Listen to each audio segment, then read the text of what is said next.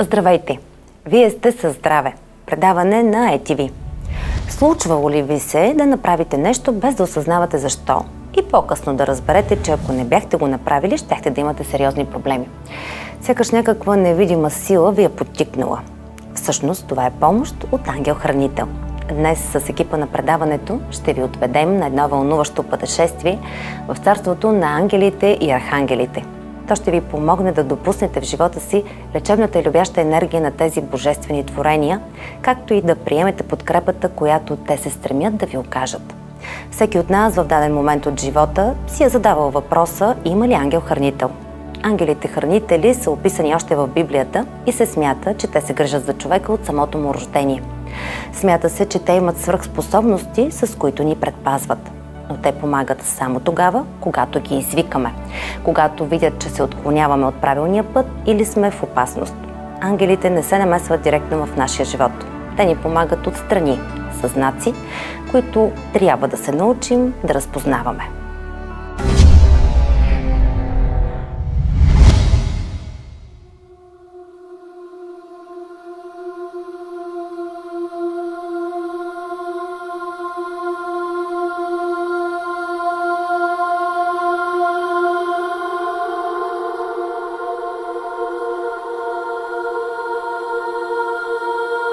Ангелите са духовни същества, служители на светлината, помощници на Бог.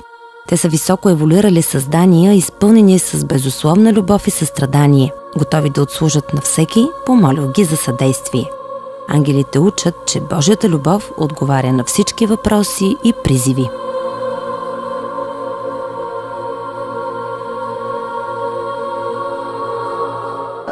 Ангелите са с много нежна, любяща енергия. Тяхната мисия е съвсем различна от архангелите, докато с архангелите имат доста по-така силна, мощна енергия и с тях общо взето те повече работят като наши духовни водачи. Те ни помагат да се справим с някои препятствия, с духовните уроци, с които сме си поставили и доста се различават. Те са пратеници от Бог, за да са в помощ на нас, да ни помагат, но и разбира се не само на нас, а съществуват в пространството като енергия.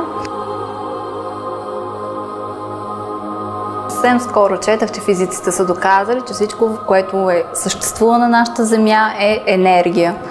Просто разликата е, че те са по-финна, по-лека енергия, която не е толкова плътна, за да може да я пипнем и да усетим и да я видим с нашите сетива.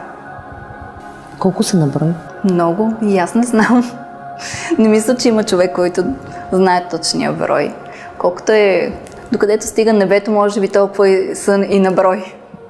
Как ни помагат? Помагат ни... Стига ние първо да ги помолим. Това е много важно, защото има закон за свободната воля, който те не могат да нарушат.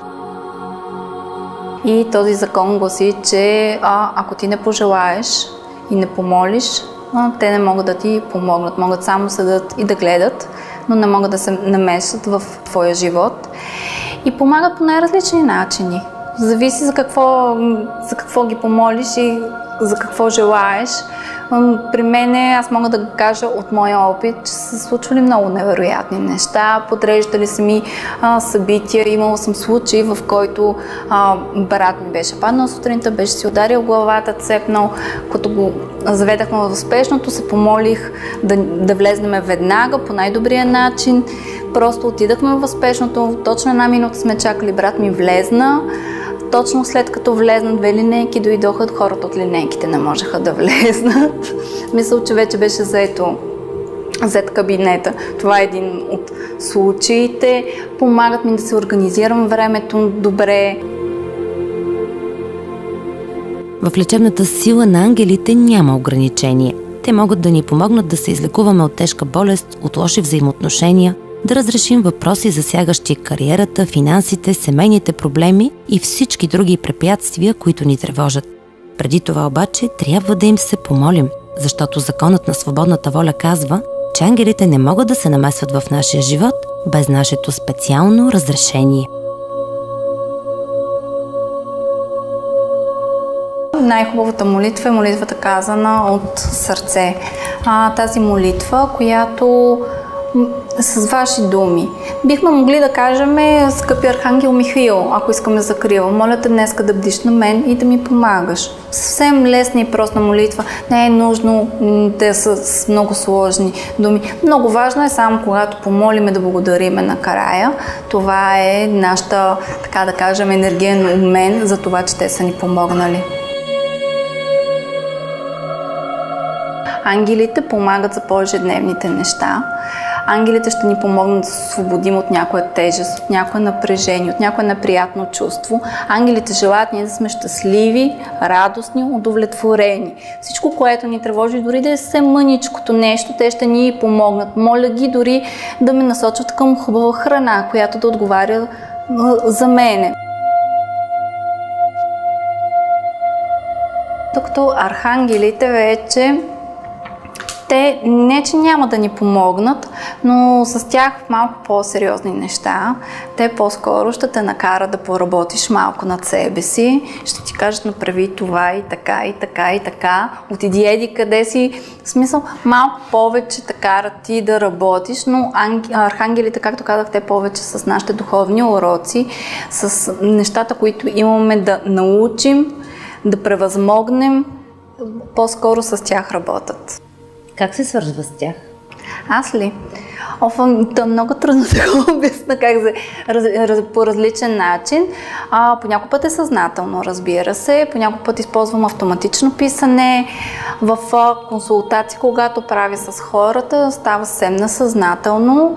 Тъй като аз работя с Архангел Михаил и от малка предавам на хората, случва се много несъзнателно. Например, както си говорим с теб и в следващия момент започвам да ти предавам посланието. Обикновено аз разбирам, чак когато се приключи предаването на посланието, тогава разбирам, че всъщност съм предала послание. А как обикновеният човек може да се свързва с своя ангел-хранител? Имаме ли ангели-хранители? Разбира се, че имаме ангели-хранители. То поне 3-4-5 имаме ангели-хранители. Как може? Единствено, така, ако мога да кажа, е с молитва. Може да се обръщаме към тях. Ангелите, между другото, са най-трудно осезаемите, защото те са с много финна, много нежна енергетика. Те не говорят. Комуникацията с тях се случва чрез чувства, чрез усещания, просто ти идва мисъл, просто знаеш, че нещо да направиш. Това е разликата. И ангелите, пазители, винаги общуват с нас, от най-ранна наша детска възраст общуват с нас, просто ние не забелязваме и това, което забелязваме и при хората, които идват при мен, е, че те просто не забелязват и обикновено първата работа им е да откриеме начина, по какъв начин неговия ангел-пазител комуникира с него, защото всеки човек е индивидуален, но и ангелите са индивидуални, както архангелите, не се повтарят, както няма двама еднакви човека. Обогатявайки познанието си за ангелите, ние ще започнем да забелязваме техните напътствия, особено най-честите знаци, които те ни изпращат. Когато започнеш да работиш върху себе си и интуицията ти се изостря и някак си знаеш кога си ти, кога не си ти, обикновено ангелите-пазители, те много натрапчево ни предават посланията. Какво ще е натрапчево, има в предвид, че, например, ако ти кажат: сега отиди и се срещни с някой, например, ти желаеш нещо, например, желаеш някаква нова блуза и те ти казват: отиди в този магазин, само че ти не го чуваш и се казваш: да бе, сега мързиме. След малко идва някой човек и ти казва: ти знаеш в ония магазин какви хубави блузи има. Само че ти пак не му обръщаш внимание. След малко идва някой твой приятел и знаеш ли, аз това хубава блуза си купих еди къде си. И започват така, идват доста знаци от различни страни. За съжаление обаче има хора, които и тези толкова много ясни знаци ги пропускат. Това е един от начините ангелите да общуват с нас.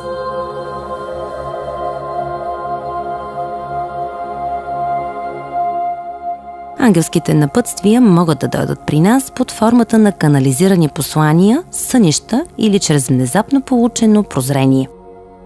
Най-така добрият начин е да наблюдаваме, да забелязваме знаците, да обръщаме внимание на това, което се случва около нас. тогава ще разберем и, че ангелите са винаги около нас. Бихме могли да си пожелаеме нашите ангели-пазители да ни изпратят знаци. Такива знаци са перца по улицата, които намираме, монети, повтарящи се цифри. Даже имах един познат, който пък срещаше пеперуди, навсякъде нарисувани пеперуди. Това са един от начините ангелите да ни изпращат знаци, че са до нас и че винаги може да ги помолим, че са наша подкрепа и закрила.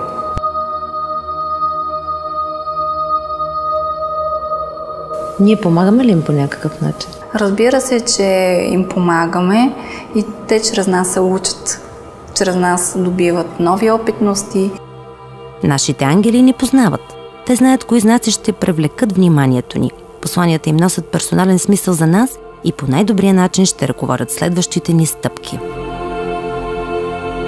На ангелите, особено на ангела-пазителя, неговата мисия е да следи ние да вървиме по този начертан път, който сме избрали преди да дойдем и да се превъплатим тук в това тяло. И следят да не се случат кардинални промени, докато духовният водач вече ни помага да научим уроците, това, което сме избрали. Води ни по пъти, така доста по-осъзната работа има с нас. Ангел-пазител е с нас да ни закриля, да си вървим по този път. Да не ни се случи нещо, което ние не сме предвидили да ни се случи, докато духовният водач, той ни помага да учим уроците, за които сме дошли тук на земята. Ангелите са винаги наблизо и всеки знак от тези мощни духовни същества, независимо колко дребен може да бъде, е красиво и символично напомняне за тяхната любов и подкрепа. Винаги всяка една молитва е чута и това, което искам да кажа, тъй като много хора има, които казват защо Бог не ми отговори на тази молитва или аз тук се моля, защо не се случват нещата. По някой път е нужно повече време, за да се наредят нещата. По някой път това се бърка с нашия житейски път и по-скоро би ни навредил, ако се удовлетвори това наше желание. Даниела Тодорова общува с ангелския свят още от дете. В юношеска възраст започва да практикува медитация, водена от непреодолим вътрешен импулс. Редица събития в живота я повеждат към задълбочена работа с ангелите. Даниела е рейки гранд мастер по системата на Микао Усуи и е посветена в рейки богини. Създателка е на първите в България ангелски курсове.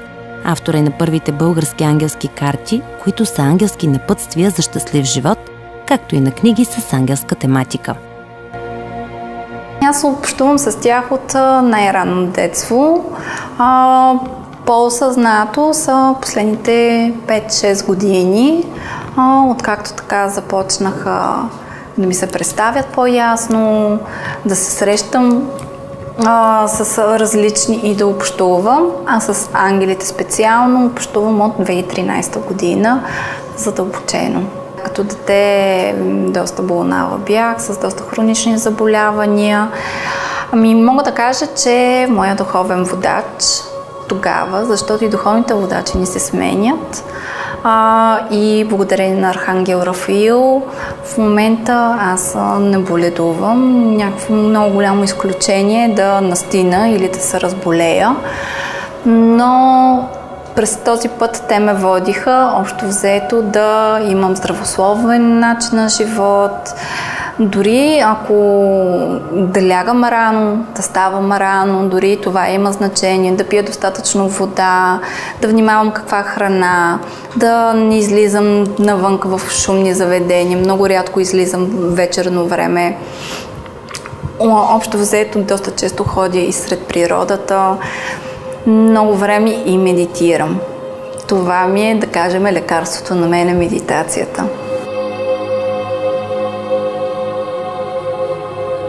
Аз от дете съм с хронична бронхова пневмония, в последствие като израснах беше хроничен бронхит.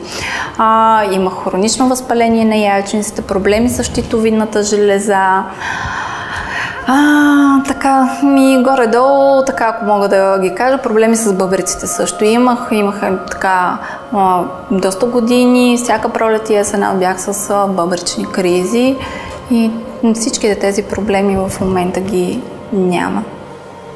За лекуването на болестите Това, което на мен ангелите са ми предавали, че за да сме здрави, ние е нужно да имаме здрава енергийна система, като нашата енергийна система се състои от аура и 7 централни енергийни чакри, центъра. Когато те са в пълен баланс и имаме хубава и здрава аура, тогава ние сме и физически, емоционално здрави. Обаче, когато има нарушение, когато аурата не е слаба, има пробиви, когато самата чакра е разбалансирана, разбира се, не веднага, но след известно време започват органите около тази чакра, където се намират, да се разболяват. И общо взето в лечението ангелите и архангелите помагат с това да се получи енергиен баланс. Учителят Петър Дънов, като един от великите пророци и духовни наставници на българите, е говорил за невидимите светове в своите първи беседи. Още преди 2 века той просвещавал учениците си в ангелските йерархии и в силата на всички тези възвишени същества, които изпращат енергията си навсякъде във Вселената. Ангели, архангели, има елементали, които са към ангелското царство. Там се включват феите, гномите, общо взето всичките тези митични същества, които са свързани по някакъв начин с природата, се включват към това елементално царство. Има пегаси, това са конете с криле, има еднорози и тях сте ги виждали, ги има по приказките. Приказни създания се водят, но също така са доста интелигентни. Бихме могли с тях да общуваме и има от какво да вземем от тях. Има дракони, има най-различни същества, дори аз няма как да ги знам всичките. Има между другото и делфините умеят да общуват. И така, много са различни. Имат ли образи? По принцип имат образи, но са повече енергиен образ. Аз лично съм пожелала да ги виждам енергийно как изглеждат в истинската им форма и ги виждам по този начин, но в началото, например, мога да кажа, Архангел Михаил ми се появяваше като чайка. Не ми се появяваше като Архангел Михаил, а ми се появяваше в образа на чайка. А сега как го виждаш? Сега вече си го виждам като енергия, така доста. По някой път ми се показва като образ на мъж, така доста висок, рус. Като този от иконите? Да, прилича като този от иконите, само че с златиста енергия аз го виждам. С крила? И с крила, разбира се. Къде в пространството съществуват всички тези същества? Бих казала, пространството и времето, изобщо за ангелите и духовния свят, е много различно от това, което е нашето. Тя, когато ги питаш, всичко се случва тук и сега, по едно и също време, на едно и също място. Просто, ако може така да го кажем, например в чашата водата имаме камъчета, песечинки, цветчета и така, ако може, най-отдолу са камъчета, отгоре ще са, например, песечинките, по-нагоре, отгоре ще са цветчетата, но всичките са в една чаша. Ако може така да го обясним как съществуваме ние с ангелите и архангелите и духовния свят. Те са тук, но не ги виждаме. Да. Трябва да поискаме да ги видим. Да, но и ние от малки сме си покирали нашата дарба да ги виждаме. Малките деца ги виждат, но тъй като ние от малки сме учени, че си въобразяваме, че това са наши измислици, че това не е реално, по този начин си блокираме този наш енергиен център, тъй нареченото трето око, и спираме да ги виждаме. Или дори да ги виждаме, ние не им обръщаме внимание, ако смятаме за плод на нашата фантазия. Но ако пожелаем и ако положим малко повече усилие, да. Защо в природата навсякъде виждаме ред и разумност? Защото природата не е ръководена от механични сили, а от велики, високо интелигентни същества, изпълнени с мъдрост и знание, сила и вдъхновение, с едничкото желание да работят за Бога. Това са именно членовете на ангелската йерархия. Според Дънов, първият помощник на Христа сега е Архангел Михаил. Той е активният. Светът е в епохата на Архангел Михаил. Ангелите се сменят на дежурство, което трае няколко века.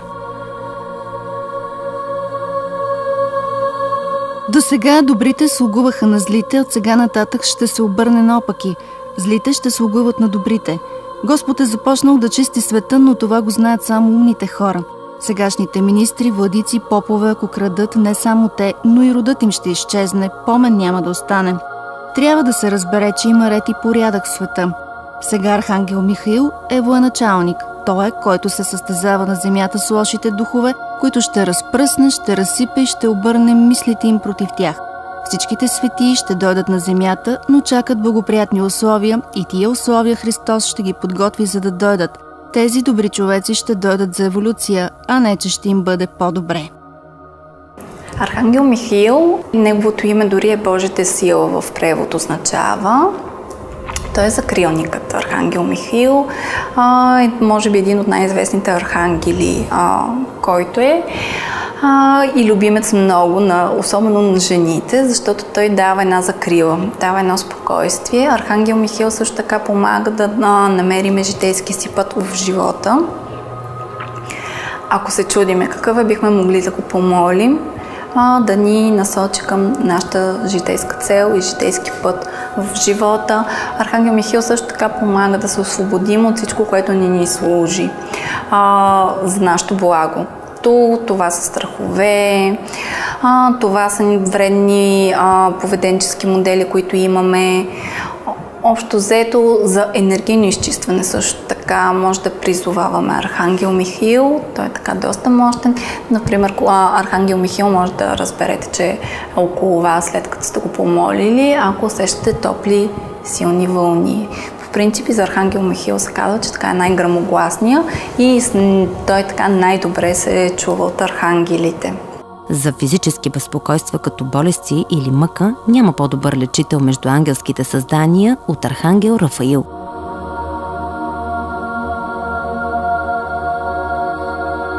Архангел Рафаил името му се превежда Бог лекува. Това е лечителят. Разбира се, обаче Архангел Рафаил, въпреки че е познат като лечителя, не е само лечител, има много така си взаимодействие с Архангел Михаил. Архангел Рафаил, даже това повече ми се иска да поговоря, може да се призове за защита. Когато пътуваме, също бихме могли да призовем Архангел Рафаил. Архангел Рафаил и на изобилието и на парите. Когато имаме нужда от финансова помощ, също така може да го призовем.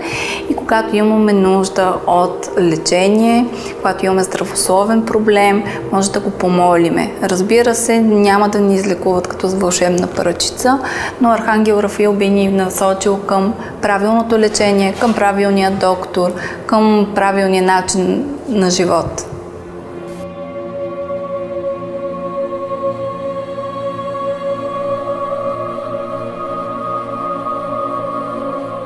Без значение дали е тежка болест или просто наранен нокът, можем да призовем небесните Божи творения за помощ и подкрепа, веднага щом разберем вътрешната си болка. Другите двама са Урил и Гавриил. Гавриил е познат като вестителят, този, който е известил Дева Мария, че ще зачене Божия син Исус Христос. А Урил е Божията светлина, така ако може да кажем. Той отговаря за връзката от Божествения свят и земята. На Архангел Урил е много пряко свързан с случващото на земята, изобщо с цялата природа и всичко с земята. Архангел Гавриил също е така от по-известните архангели. Неговата енергетика, чета в доста така книги, го описват като жена. Не бих казала, това, което аз усещам, доста силна енергетика. Разбира се, че не е само вестител Архангел Гавриил. Казва се, че той покровителства писателите, журналистите също така, всички, които се занимават с красноречието и с говора и чрез този израз, но Архангел Урил също така се занимава и с изкуството и пак тук леко двамата се припокриват, също така и с писателството, ораторското майсторство. разликата така и между тях двамата, ако мога да кажа, че Архангел Гавриил, както казах, с така доста по-силна енергетика, докато Архангел Урил е с много нежна енергетика, почти не се усеща. Може би той е един от архангелите, с който така най-трудно се общува, но винаги отговаря. Между другото, той ми е един от най-любимите архангели, тъй като когато общуваш с него е усещането за най-добрият ти приятел, с който може да му споделиш всеки проблем, напълно откровенно да ти отговори.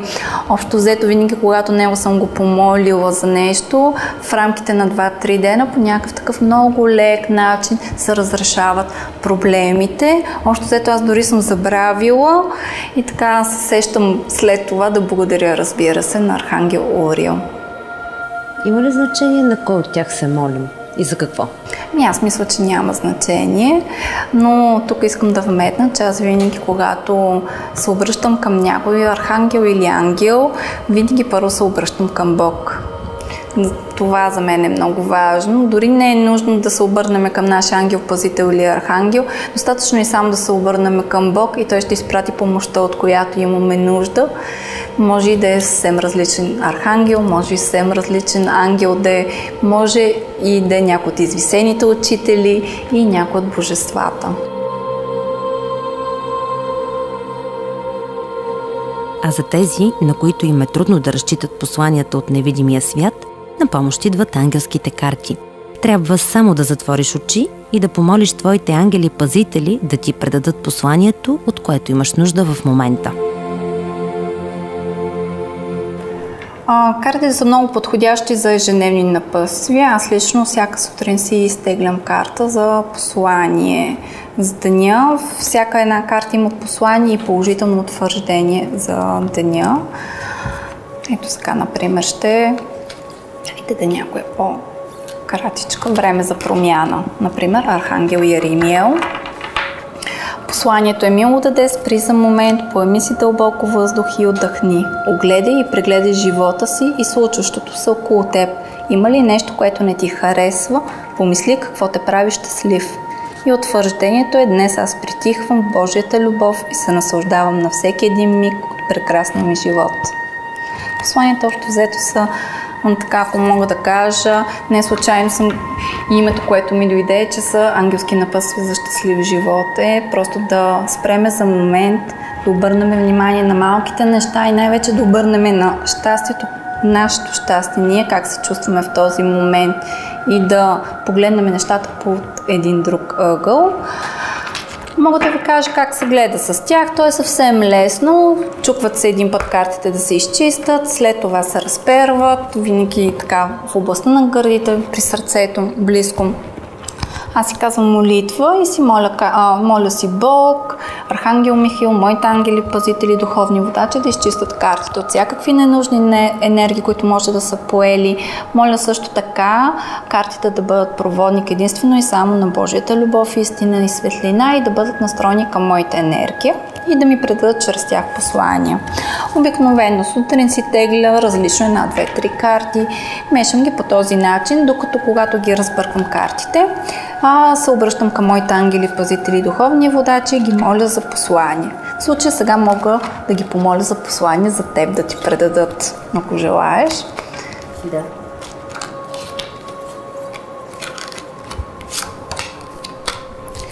Тези две карти, аз трябваше да покажа, може би, така едничката беше поизкочила, а тази тръгна да се обръща, докато разбърквах и за това са двете. Едната карта ангелите поздравяват, ти се пада. Твоите ангели те поздравяват и искат да те уверят, че виждат твоето старание и усърдие. Продължава и все така по същия път. Тази карта за мен е един сигнал, че много добре вървиш по пътя си, че не е нужно нищо по-различно от това, което правиш в момента и да продължаваш все така. Но тук има една карта. Ето, ако може да кажем каква е разликата между ангелите и архангелите, освободи се от миналото, е на Архангел Михаил карта. И ето я, скъпо дете, всичко преживяно било за твоето добруване и развитие на прекрасната ти душа. За момент се спри и виж своята промяна. Забележи колко много постигна. Потупи се по рамото, похвали се и благодари за всички прекрасни дарове в живота си. Това ти е посланието от Архангел Михаил в момента, който ти казва малко повече, да се хвалиш и да забелязваш колко много си постигнала в живота. Ангелите също така могат да ни помогнат да изчистим и защитим от чужда енергия себе си и дома си. Първо бихме могли да призовеме нашия ангел, ангелите на дома и нашия ангел пазител, а също така и Архангел Михаил, тъй като и той помага за пречистване на пространството. Бихме могли да ги призовем и да ни помогнат да изчистиме дома енергийно. Само с молитва до тук не е достатъчно, а е нужно и ние, разбира се, да направим физическо действие за изчистването. Например, нашите баби не случайно се замита от входната врата навътре. Това е дори си е традиция българска, която с метли се замита навътре дома. Бихме могли с билки да използваме. Какви билки? Няма много значение. Има, разбира се, и по-силни билки. Бихме могли да използваме лавандула, бихме могли да използваме жълт кантарион, можем да използваме салвия, може коприва. Избора на билки е много голям. Аз дори на Еньов ден си пера билки и така от всичките, които съм събрала, си слагам по една шепа в една голяма тенджера с вода. Оставам да врат 15 минути, след това тази вода изсипвам в кофата за вода, която е. С парцала минавам къщата от входната врата навътре, като е хубаво да са отворени всички прозорци и тогава си казвам молитвата, която призовавам ангелите на жилището, Архангел Михаил, моите ангели пазители, да изчистят дома от всякакви нечисти енергии и всичко да бъде трансформирано и превърнато в енергията на светлината, на любовта и на който каквото му харесва и желае. Само че, когато живеят и повече от един човек в жилището, е хубаво да добавим за най-доброто благо на всички живущи в това жилище. А себе си как да изчистим от негативната енергия? Техниките са много. Един от най-лесният начин, който аз препоръчвам и аз лично също използвам, кисна си краката във вода с морска сол. Това е един много лесен начин. Вечерно време бихме могли и да взимаме вана, като слагаме просто една шепа морска сол. Така, чрез краката всичко отива в земята и се освобождавам от напрежението през деня.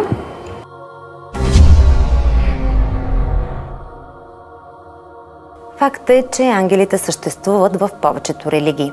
На 8 ноември празнувахме Архангелов ден. Това е денят, в който християнския свят почита всички ангели, особено Архангел Михаил. В книгата си «За невидимите светове» Петър Дънов пише: човек да не мисли, че е най-напредналото същество в света. Вселената съществува от милиарди и милиарди години и през това време много същества са завършили своята човешка еволюция и образуват така наречената ангелска йерархия. В миналата Вселена сегашните ангели са били човечество, сегашните архангели са били ангели, а сегашните началства са били архангели. С това се разделяме. Въпроси и препоръки може да изпращате на нашия имейл адрес novini@itv.bg. От мен до нови срещи. Вие останете с програмата на ITV.